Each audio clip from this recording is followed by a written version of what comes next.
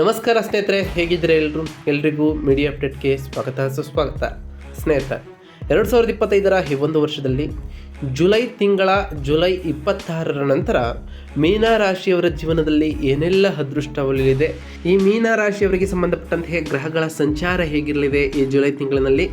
July 26ರಂದು ಶುಕ್ರನ ರಾಶಿ ಬದಲಾವಣೆ ಆಗೋದ್ರಿಂದ ನಿಮ್ಮ ಜೀವನದಲ್ಲಿ ಏನೆಲ್ಲ ಅದೃಷ್ಟವನ್ನು ಕಾಣಲಿದ್ದೀರಿ, ಯಾವುದರಲ್ಲಿ ಶುಭವಾಗಲಿದೆ, ಯಾವುದರಲ್ಲಿ ಬಹಳ ಎಚ್ಚರಿಕೆಯನ್ನು ವಹಿಸಬೇಕು ಎಂಬುದರ ಸಂಪೂರ್ಣ ಮಾಹಿತಿಯನ್ನು ತಿಳಿಸ್ಕೊಡ್ತಾ ಹೋಗ್ತೇನೆ ಸ್ನೇಹಿತರೆ.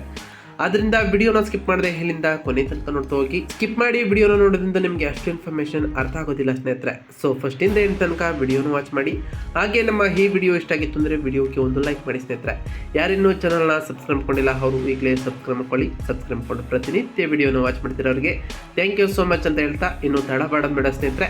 ಮೀನ ರಾಶಿಯವರಿಗೆ ಜುಲೈ 25ರ ನಂತರ ಏನೆಲ್ಲ ಅದೃಷ್ಟ ಇರಲಿದೆ, ನಿಮ್ಮ ರಾಶಿ ಫಲಾಫಲಗಳು ಹೇಗಿರಲಿದೆ ಅಂತ ಈಗ ಒಂದೊಂದಾಗಿ ತಿಳಿಸ್ಕೊಡ್ತಾ ಹೋಗ್ತೇನೆ. ಗಮನವಿಟ್ಟು ನೋಡ್ತಾ ಹೋಗಿ ಸ್ನೇಹಿತರೆ. ಮೀನ ರಾಶಿಯನ್ನು ರಾಶಿ ಚಕ್ರದ 12ನೇ ರಾಶಿ ಎಂದು ಕರೆಯಲಾಗ್ತದೆ.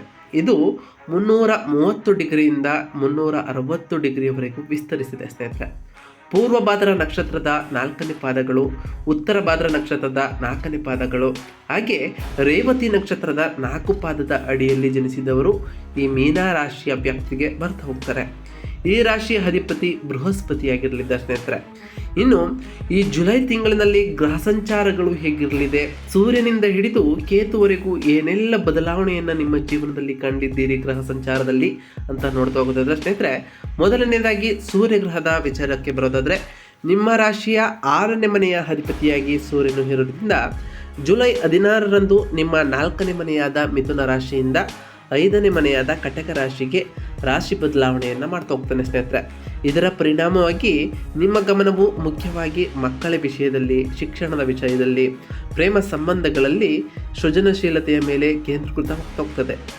6ನೇ ಮನೆಯ ಅಧಿಪತಿ 5ನೇ ಮನೆಗೆ ಬರುವುದರಿಂದಾಗಿ ನೀವು ನಿಮ್ಮ ಮಕ್ಕಳ ವಿದ್ಯಾಭ್ಯಾಸಕ್ಕಾಗಿ ಅಥವಾ ಅವರ ಸ್ಪರ್ಧಾತ್ಮಕ ಪರೀಕ್ಷೆಗಳ ತಯಾರಿಗಾಗಿ ಹೆಚ್ಚು ಶ್ರಮಿಸ್ತಾ ಹೋಗ್ತೀರಿ ಸ್ನೇಹಿತರೆ.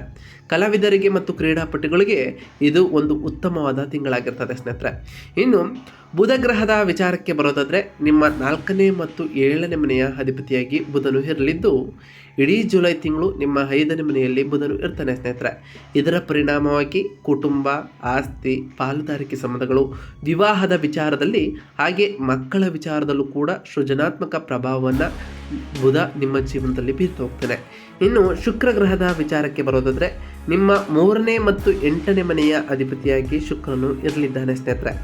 ಜುಲೈ 26ರಂದು ನಿಮ್ಮ 5ನೇ ಮನೆಯಾದ ವೃಷಭ ರಾಶಿಯಿಂದ 4ನೇ ಮನೆಯಾದ ಮಿಥುನ ರಾಶಿಗೆ ಬದಲಾಗ್ತಾ ಹೋಗ್ತಾನೆ. ಇದರಿಂದಾಗಿ ಸಂವಹನದ ಕೌಶಲ್ಯಗಳಿಗೆ ಸಂಬಂಧಪಟ್ಟಂತೆಯೇ ಆಕಸ್ಮಿಕ ಬದಲಾವಣೆಗಳು ಎದುರಾಗ್ತಾ ಹೋಗ್ತವೆ. ಸಂಶೋಧನೆಗಳು ಮತ್ತು ಕುಟುಂಬ, ಆಸ್ತಿಗೆ ಸಂಬಂಧಪಟ್ಟಂತಹ ವಿಷಯಗಳಲ್ಲಿ ನಿಮ್ಮ ಗಮನ ಬದಲಾಗ್ತಾ ಹೋಗ್ತದೆ ಸ್ನೇಹಿತರೆ. ಇನ್ನು ಮಂಗಳ ಗ್ರಹದ ವಿಚಾರಕ್ಕೆ ಬರೋದಾದರೆ, ನಿಮ್ಮ 2ನೇ ಮತ್ತು 9ನೇ ಮನೆಯ ಅಧಿಪತಿಯಾಗಿ ಮಂಗಳನು ಇರಲಿದ್ದಾನೆ ಸ್ನೇಹಿತರೆ. ಜುಲೈ 28ರಂದು ನಿಮ್ಮ 6ನೇ ಮನೆಯಾದ ಸಿಂಹರಾಶಿಯಿಂದ 7ನೇ ಮನೆಯಾದ ಕನ್ಯಾ ರಾಶಿಗೆ ರಾಶಿ ಬದಲಾವಣೆಯನ್ನು ಮಾಡ್ತಾ ಹೋಗ್ತಾನೆ ಸ್ನೇಹಿತರೆ. ಇದರಿಂದಾಗಿ ಆರ್ಥಿಕ ವಿಷಯಗಳಿಗೆ ಸಂಬಂಧಪಟ್ಟಂತೆ ಅದೃಷ್ಟದ ವಿಚಾರದಲ್ಲಿ ಸಾಕಷ್ಟು ಬದಲಾವಣೆಯನ್ನು ಕಾಣ್ತಾ ಹೋಗ್ತೀರಿ. ಪಾಲುದಾರಿಕೆಗಳು ಮತ್ತು ವಿವಾಹ ಸಂಬಂಧಪಟ್ಟಂತಹ ಬಗ್ಗೆ ನೀವು ಹೆಚ್ಚು ಗಮನವನ್ನು ಹರಿಸಬೇಕಾಗಿರ್ತದೆ. ಇನ್ನು ಗುರುಗ್ರಹದ ವಿಚಾರಕ್ಕೆ ಬರೋದಾದರೆ, ನಿಮ್ಮ 1ನೇ ಮತ್ತು 10ನೇ ಮನೆಯ ಅಧಿಪತಿಯಾಗಿ ಗುರು ಇರಲಿದ್ದು ಇಡೀ ಜುಲೈ ತಿಂಗಳು ನಿಮ್ಮ 4ನೇ ಮನೆಯಲ್ಲಿ ಇರೋದರಿಂದಾಗಿ ನಿಮ್ಮ ವ್ಯಕ್ತಿತ್ವ ಬದಲಾಗ್ತಾ ಹೋಗ್ತದೆ. ವೃತ್ತಿ, ಕುಟುಂಬ ಮತ್ತು ಮನೆಯ ವಾತಾವರಣದ ಮೇಲೆ ಗುರು ನಿಮಗೆ ಸಕಾರಾತ್ಮಕವಾದ ಪ್ರಭಾವವನ್ನು ಬೀರ್ತಾ ಹೋಗ್ತಾನೆ. ಇನ್ನು ಶನಿ ಗ್ರಹದ ವಿಚಾರಕ್ಕೆ ಬರೋದಾದರೆ, ಶನಿ ನಿಮ್ಮ 11ನೇ ಮತ್ತು 12ನೇ ಮನೆಯ ಅಧಿಪತಿಯಾಗಿ ಇರಲಿದ್ದು ಈ ಜುಲೈ ತಿಂಗಳು ಕೊನೆಯವರೆಗೂ ಕೂಡ 1ನೇ ಮನೆಯಲ್ಲಿ ಇರ್ತಾನೆ. ಇದರಿಂದಾಗಿ ಲಾಭಗಳಿಗೆ ಸಂಬಂಧಪಟ್ಟಂತೆ ಖರ್ಚುಗಳ ವಿಷಯದಲ್ಲಿ, ವ್ಯಕ್ತಿತ್ವ ಮತ್ತು ನಿಮ್ಮ ನಿರ್ಣಯಗಳ ಮೇಲೆ ಸಾಕಷ್ಟು ಜವಾಬ್ದಾರಿಗಳು ಹೆಚ್ಚಾಗ್ತಾ ಹೋಗ್ತವೆ. ಅದರ ಜೊತೆಗೆ ನಿಮ್ಮ ಶಿಸ್ತು ಕೂಡ ಈ ಟೈಮ್ನಲ್ಲಿ ಹೆಚ್ಚಾಗ್ತಾ ಹೋಗ್ತದೆ ಸ್ನೇಹಿತರೆ. ಇನ್ನು ರಾಹು ಗ್ರಹದ ವಿಚಾರಕ್ಕೆ ಬರೋದಾದರೆ, ರಾಹು ನಿಮ್ಮ 12ನೇ ಮನೆಯಲ್ಲಿ ಇರ್ತಾನೆ. ಇದರಿಂದಾಗಿ ಖರ್ಚುಗಳು ಜಾಸ್ತಿ ಆಗ್ಬೋದು. ವಿದೇಶಿ ವ್ಯವಹಾರಗಳು, ಆಧ್ಯಾತ್ಮಿಕತೆ ಮತ್ತು ನಿದ್ರೆಯ ಮೇಲೆ ಅನಿರೀಕ್ಷಿತವಾದ ಬದಲಾವಣೆಗಳು ಎದುರಾಗ್ತಾ ಹೋಗ್ತವೆ. ಹೊಸ ಅವಕಾಶಗಳು ಕೂಡ ಎದುರಾಗುವಂತಹ ಚಾನ್ಸಸ್ ಕೂಡ ಇರಲಿದೆ ಸ್ನೇಹಿತರೆ. ಇನ್ನು ಕೇತು ಗ್ರಹದ ಸ್ಥಾನದ ವಿಚಾರಕ್ಕೆ ಬರೋದಾದರೆ, ನಿಮ್ಮ 6ನೇ ಮನೆಯಲ್ಲಿ ಕೇತು ಇರಲಿದ್ದು ಸಾಲಗಳು, ಆರೋಗ್ಯ, ಶತ್ರುಗಳು ಮತ್ತು ದೈನಂದಿನ ಕೆಲಸದ ಮೇಲೆ ಅಂತರ್ಮುಖ ದೃಷ್ಟಿ ಹೆಚ್ಚಾಗ್ತಾ ಹೋಗ್ತದೆ. ವೈರಾಗ್ಯದಂತಹ ಭಾವನೆಗಳು ಕೂಡ ಈ ಟೈಮ್ನಲ್ಲಿ ನಿಮಗೆ ಉಂಟಾಗ್ಬೋದು ಸ್ನೇಹಿತರೆ. ಒಟ್ಟಾರೆ ಈ ಮೀನ ರಾಶಿಯವರಿಗೆ ಈ ಜುಲೈ ತಿಂಗಳು ಸವಾಲಿನಿಂದ ಕೂಡಿದಂತಹ ಮಾಸ ಎಂದರೆ ತಪ್ಪಾಗಲಾರದು.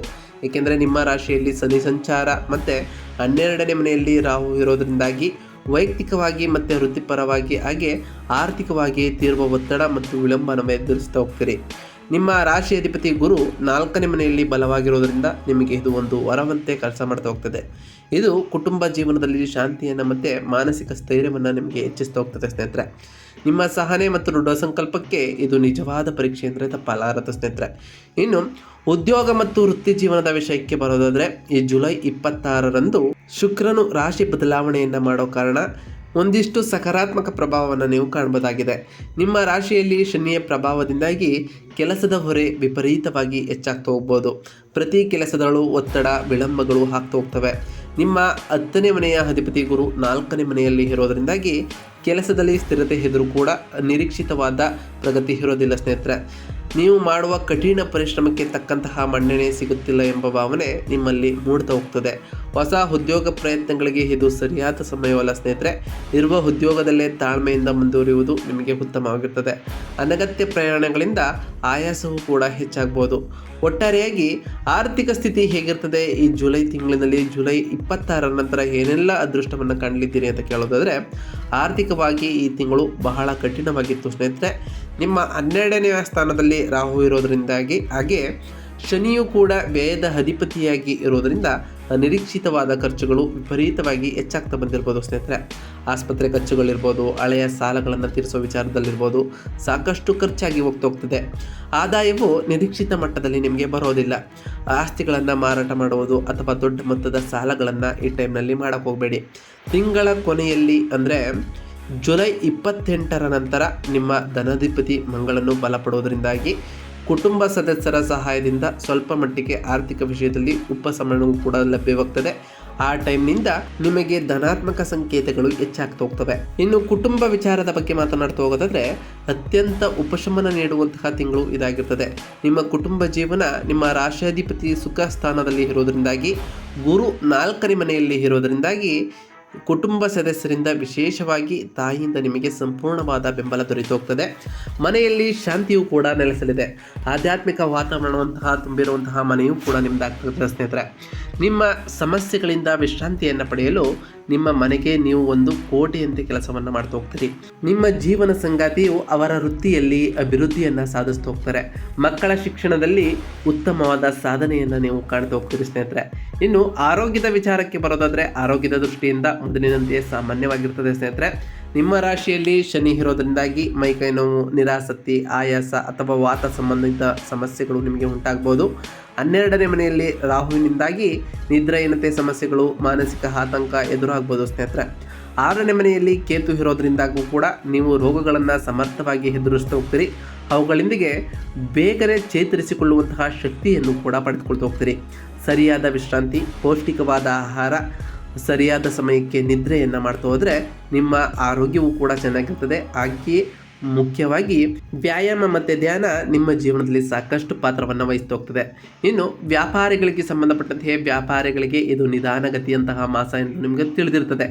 ಶನಿಯ ಪ್ರಭಾವದಿಂದ ಪ್ರತಿ ಕೆಲಸದಲ್ಲೂ ವಿಳಂಬ ಮತ್ತು ರಾಹುವಿನ ಪ್ರಭಾವದಿಂದ ಅನಿರೀಕ್ಷಿತವಾದ ಖರ್ಚುಗಳು ಎದುರಾಗ್ತಾ ಹೋಗ್ತವೆ. ಲಾಭಗಳು ನಿರೀಕ್ಷಿತ ಮಟ್ಟದಲ್ಲಿ ಇರೋದಿಲ್ಲ ಸ್ನೇಹಿತರೆ.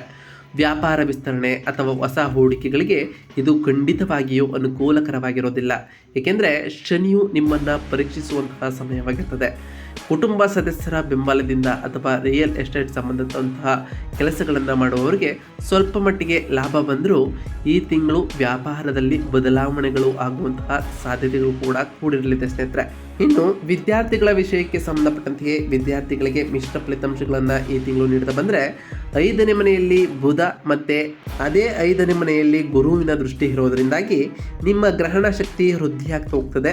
ರಾಶಿಯಲ್ಲಿರುವಂತಹ ಶನಿಯ ಪ್ರಭಾವದಿಂದಾಗಿ ಸೋಮಾರಿತನ, ಓದಿನ ಮೇಲೆ ಅಶ್ರದ್ಧೆ ಹಾಗೆ ಏಕಾಗ್ರತೆಯ ಕೊರತೆಯೂ ಕೂಡ ಉಂಟಾಗಿ ಹೋಗ್ಬೋದು. ತಿಂಗಳ ಮೊದಲ ಭಾಗದಲ್ಲಿ ಅಂದರೆ 6ನೇ ಮನೆಯ ಅಧಿಪತಿ ಸೂರ್ಯನು 5ನೇ ಮನೆಯಲ್ಲಿರುವಾಗ ಕೆಲವು ಅಡೆತಡೆಗಳು ನಿಮಗೆ ಎದುರಾಗಿರ್ಬೋದು. ನೀವು ಸೋಮಾರಿತನವನ್ನು ಬಿಟ್ಟು ದೃಢ ಸಂಕಲ್ಪದಿಂದ ಮನಸ್ಸನ್ನು ಏಕಚಿತ್ತದಿಂದ ಇರಿಸಿ ಓದಿನತ್ತ ಹೆಚ್ಚಿನ ಗಮನವನ್ನು ಕೊಟ್ಟಿದ್ದೇ ಆದರೆ ನಿಮ್ಮ ಜೀವನದಲ್ಲಿ ಯಶಸ್ಸನ್ನು ಕಾಣಬಹುದಾಗಿದೆ ಸ್ನೇಹಿತರೆ. ಗುರುವಿನ ಅನುಗ್ರಹದಿಂದ ಯಶಸ್ಸನ್ನು ಸಾಧಿಸುವಂತಹ ಪ್ರಯತ್ನವೂ ಕೂಡ ನಿಮ್ಮದಾಗ್ತಾ ಹೋಗ್ತದೆ. ಒಟ್ಟಾರೆಯಾಗಿ ಈ ಜುಲೈ 26ರ ನಂತರ ಈ ಮೀನರಾಶಿಯವರಿಗೆ ಒಂದಿಷ್ಟು ಸಕಾರಾತ್ಮಕ ಪ್ರಭಾವವು ಕೂಡ ಎದುರಾಗ್ತಾ ಹೋಗ್ತವೆ. ಹಾಗೆಯೇ ಈ ಮೀನರಾಶಿಯವರಿಗೆ ಸರಳ ಪರಿಹಾರಗಳನ್ನು ಕೂಡ ತಿಳಿಸ್ಕೊಡ್ತಾ ಹೋಗ್ತಾನೆ. ಗಮನವಿಟ್ಟು ನೋಡ್ತಾ ಹೋಗಿ ಸ್ನೇಹಿತರೆ. ಮೊದಲನೇದಾಗಿ ಪ್ರತಿ ಶನಿವಾರದಂದು ಆ ಶನಿ ದೇವರ ಜಪವನ್ನು ಮಾಡಿ ಸ್ನೇಹಿತರೆ. ಸಾಧ್ಯವಾದರೆ ಶನಿ ದೇವರ ದೇವಾಲಯಕ್ಕೆ ತೆರಳಿ ಶನಿ ದೇವರಿಗೆ ಪ್ರಿಯವಾದಂತಹ ಕಪ್ಪು ಎಳ್ಳಿನ ಬತ್ತಿಯನ್ನು ಹಚ್ಚೋದ್ರಿಂದ ಆ ಶನಿ ದೇವರ ಕೃಪೆಗೆ ನೀವು ಪಾತ್ರರಾಗಬಹುದಾಗಿದೆ. ಇನ್ನು ಪ್ರತಿ ಗುರುವಾರ ಓಂ ಗುರುವೇ ನಮಃ ಎಂಬ ಮಂತ್ರವನ್ನು ಜಪಿಸಿ. ಇದರಿಂದ ಆ ಗುರುದೇವರ ಆಶೀರ್ವಾದವೂ ಕೂಡ ಸಿಗ್ತಾ ಹೋಗ್ತದೆ. ಇನ್ನು ಪ್ರತಿ ಶುಕ್ರವಾರದಂದು ತಾಯಿ ಲಕ್ಷ್ಮೀ ದೇವಿಗೆ ಪೂಜೆಯನ್ನು ಸಲ್ಲಿಸಿ ತಾಯಿಗೆ ಪ್ರಿಯವಾದಂತಹ ಬಿಳಿ ಹೂವನ್ನು ಅರ್ಪಣೆ ಮಾಡೋದ್ರಿಂದ ನಿಮ್ಮ ಮನೆಯಲ್ಲಿ ಶಾಂತಿ ಸಮೃದ್ಧಿಯೂ ಕೂಡ ಹೆಚ್ಚಾಗ್ತಾ ಹೋಗ್ತದೆ. ಇನ್ನು ಪ್ರತಿ ಮಂಗಳವಾರದಂದು ಓಂ ಅಂಗಾರಾಯಕಾಯ ನಮಃ ಎಂಬ ಮಂತ್ರವನ್ನು ಜಪಿಸಿ. ಇದರ ಜೊತೆಗೆ ಹನುಮಾನ್ ಚಾಲಿಸವನ್ನು ಪಠಿಸುವುದು ಅಥವಾ ಆಲಿಸುವುದರಿಂದಾಗಿ ನಿಮ್ಮ ಜೀವನದಲ್ಲಿ ಸೋಲಿನ ಗೆಲುವು ಏರುಪೇರು ಕಾಣ್ತಿದ್ರೆ ನಿಮ್ಮಲ್ಲಿ ಧೈರ್ಯ ಮತ್ತು ಶಾಂತಿ ಹೆಚ್ಚಾಗ್ತಾ ಹೋಗ್ತದೆ ಸ್ನೇಹಿತರೆ. ನಾವು ತಿಳಿಸ್ಕೊಟ್ಟಿರುವಂತಹ ಈ ಎಲ್ಲ ಸರಳ ಪರಿಹಾರಗಳನ್ನು ಮಾಡೋದ್ರಿಂದ ನಿಮ್ಮ ಜೀವನದಲ್ಲಿ ಸಾಕಷ್ಟು ಬದಲಾವಣೆಯನ್ನು ಕಾಣ್ತಾ ಹೋಗ್ತೀರಿ ಸ್ನೇಹಿತರೆ. ಹಾಗೆಯೇ ನೀವು ಅಂದುಕೊಂಡಿರುವಂತಹ ಕಾರ್ಯದಲ್ಲೂ ಕೂಡ ಯಶಸ್ಸನ್ನು ಕಾಣ್ತಾ ಹೋಗ್ತೀರಿ. ಇದಾಗಿತ್ತು ಇವತ್ತಿನ ಒಂದು ವಿಡಿಯೋ ಸ್ನೇಹಿತರೆ. ವಿಡಿಯೋ ಇಷ್ಟ ಆಗಿತ್ತು ಅಂದರೆ ವಿಡಿಯೋಗೆ ಒಂದು ಲೈಕ್ ಮಾಡಿ. ಯಾರೇನೂ ಚಾನಲ್ನ ಸಬ್ಸ್ಕ್ರೈಬ್ ಮಾಡ್ಕೊಂಡಿಲ್ಲ ಅವರು ಈಗಲೇ ಸಬ್ಸ್ಕ್ರೈಬ್ ಮಾಡ್ಕೊಳ್ಳಿ ಸ್ನೇಹಿತರೆ. ಸಬ್ಸ್ಕ್ರೈಬ್ ಮಾಡ್ಕೊಂಡು ಪ್ರತಿನಿತ್ಯ ವಾಚ್ ಮಾಡ್ತಿರೋರಿಗೆ ಥ್ಯಾಂಕ್ ಯು ಸೋ ಮಚ್ ಅಂತ ಹೇಳ್ತಾ, ನಿಮ್ಮ ರಾಶಿಯವರಿಗೆ ಈ ವಿಡಿಯೋನ ಶೇರ್ ಮಾಡೋ ಮುಖಾಂತರ ಅವರು ಕೂಡ ಅವರ ರಾಶಿಯ ಬಗ್ಗೆ ತಿಳ್ಕೊಳ್ಳೋಕ್ಕೆ ಸಹಾಯವಾಗ್ತದೆ ಅಂತ ಹೇಳ್ತಾ, ಹಾಗೆ ಕಮೆಂಟ್ನಲ್ಲಿ ಓಂ ಶನೈಶ್ವರಾಯ ನಮಃ, ಓಂ ಗುರುವೇ ನಮಃ, ಓಂ ಅಂಗಾರಾಯಕಾಯ ನಮಃ, ಓಂ ಲಕ್ಷ್ಮೀನಾರಾಯಣಾಯ ನಮಃ ಎಂದು ಕಮೆಂಟ್ ಮಾಡಿ ಸ್ನೇಹಿತರೆ. ಆ ಶನಿದೇವರು, ಗುರುದೇವರು, ಆ ಲಕ್ಷ್ಮೀನಾರಾಯಣ ಹಾಗೆ ಮಂಗಳದೇವ ನಿಮಗೆ ಆಯುಷ್ಯ ಆರೋಗ್ಯ ಸಮೃದ್ಧಿಯನ್ನು ಕೊಟ್ಟು ಕಾಪಾಡಲಿ ಅಂತ ದೇವರಲ್ಲಿ ಕೇಳ್ಕೊಳ್ತಾ ಇವತ್ತಿನ ಒಂದು ವಿಡಿಯೋನ ಮುಗಿಸ್ತಿದ್ದೀನಿ ಸ್ನೇಹಿತರೆ. ಸಿಗ್ತೀನಿ ಮತ್ತೊಂದು ವಿಡಿಯೋದೊಂದಿಗೆ. Thank you for watching.